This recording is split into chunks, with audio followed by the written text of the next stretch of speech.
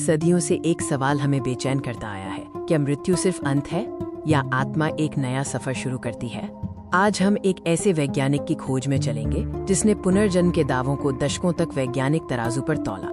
मिलिए doctor Ian Stevenson से, एक प्रतिष्ठित मनोचिकित्सक साइकाइट्रिस्ट जो अमेरिका की वर्जीनिया यूनिवर्सिटी में प्रोफेसर थे, लेकिन उनकी असली पहचान छिपी थी पुनर्जन्म के सबसे बड़े और शायद सबसे ज्यादा विवादित जासूस के रूप में। डॉक्टर स्टीवेंसन को एक साधारण वैज्ञानिक नहीं थे, वो एक ऐसा प्रमाण खोज रहे थे जो चिकित्सा विज्ञान को भी हिला दे। उन्होंने अपना जीवन उन हजारों बच्चों पर लगा दिया जिन्हें अपनी पिछली जिंदगी की यादें थीं। उनकी कार्यप्रणाली, मेथोडोलॉजी किसी डिटेक्टिव से कम नहीं थी। वो सिर्फ कहानी नहीं सुनते थे, वो हर दावे की पुष्टि करते थे। जन्म की तारीखें, लोगों के नाम, रहने की जगह, मृत्यु का तरीका, हर छोटे से छोटे विवरण को क्रॉस चेक किया जाता था।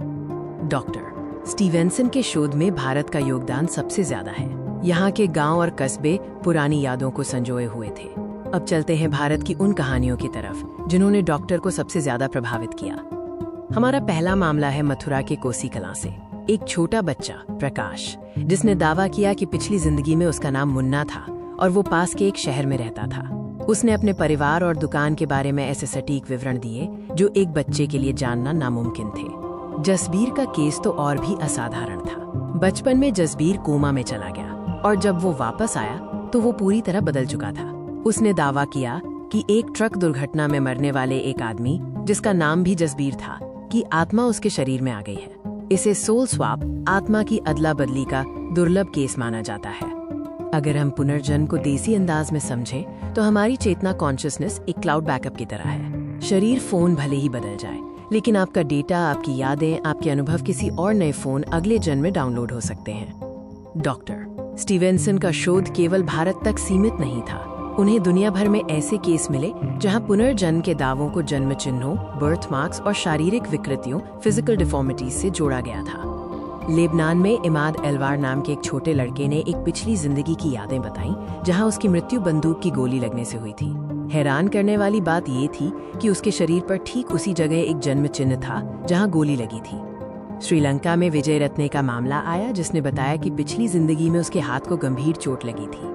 उसका जन्म भी एक आंशिक रूप से विकृत, डिफॉर्म्ड हाथ के साथ हुआ, ठीक उस जगह जहां पिछली जिंदगी में घाव था। सवाल ये उठता है, क्या शरीर के घाव आत्मा पर निशान छोड़ते हैं? क्या ये जन्म चिन्ह पिछली जिंदगी के उन भयानक पलों का सबूत हैं जो चेतना में गहरे उतर गए थे? अब बात करते हैं वैज्ञानिक विसंगतियों, साइंटिफिक एनोमलीज की। ऐसे सबूत जहां तर्क और विज्ञान दोनों जवाब देने में असफल हो जाते हैं, और इसमें सबसे महत्वपूर्ण है जीनोग्लॉसी। जीनोग्लॉसी यानी अज्ञात भाषा बोलना। स्वर्णलता का केस आश्चर्यजनक है। एक लड़की जिसे कभी बंगाली भाषा नहीं सिखाई गई, लेकिन वो अचानक बंगाली में गाना गाने लगी और नाचने लगी। ये यादें उसके परिवार की नहीं थीं, बल्कि उसकी पिछली जिंदगी की थीं। जीनोग्लॉसी एक ऐसा शब्द है जो किसी ऐसी भाषा को बोलने की क्षमता बताता है जिसे व्यक्ति ने वर्तमान जीवन में कभी नहीं सीखा। ये पुनर्जन्म के दावों को सबसे मजबूत आधार देता है, क्योंकि इसे सिर्फ कल्पना नहीं कहा जा सकता। तो क्या डॉक्टर स्टीवेंसन ने पुनर्जन्म को साबित कर दिया, या उनके शोध में भी कुछ कमियां थीं? अब हम देखेंगे कि आलोचक इस विषय पर क्या कहते हैं। आलोचक अक्सर कहते हैं कि ये सब सिर्फ क्रिप्टोमनेसिया, छिपी हुई यादें या टेलीपैथी का मामला हो सकता है। ये सिर्फ बच्चों की कल्पना, परिवार का दबाव या फिर सांस्कृतिक विश्वास का नतीजा भी हो सकता है। एक और बड़ा सवाल, क्यों ज्यादातर बच्चों को 7 साल की उम्र के बाद पिछली जिंदगी की यादें आना बंद हो जाती हैं? डॉक्टर स्टीवेंसन का मानना था कि शायद 7 साल की उम्र के बाद नया शरीर पूरी तरह से पुरानी यादों को ओवरराइट कर देता है। डॉक्टर इयान स्टीवेंसन ने हमें एक ऐसा आईना दिया है जिसमें हम मृत्यु और जीवन को एक नए नजरिए से देख सकते हैं। उनके शोध ने ये साबित नहीं किया कि पुनर्जन्म होता है, बल्कि ये बताया कि ऐसा हो सकता है, और ये खोज आज भी जारी है। आपका इस पे क्या मानना है?